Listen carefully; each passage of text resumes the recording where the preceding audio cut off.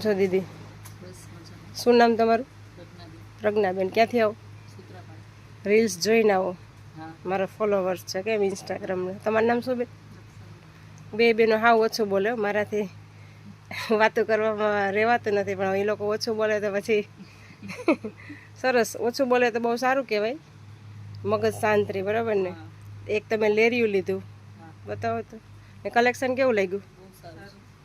એટલે રીલ્સમાં જોતા હોય ને તમે. કાલે આપણે એક આવું લેરિયું મોકલાયું જુનાગઢ, અને એક પટોળું. અત્યારે પટોળામાં છે ને ઓફર છે.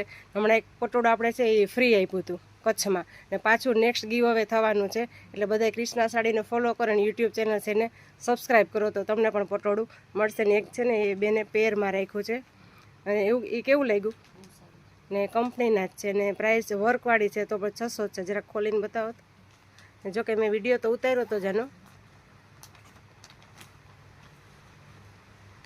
પ્રાઇસ રિઝનેબલ હોય. કપડું તો પબ્લિકને અત્યારે ખબર જ છે કે સારું હોય તો જ લે.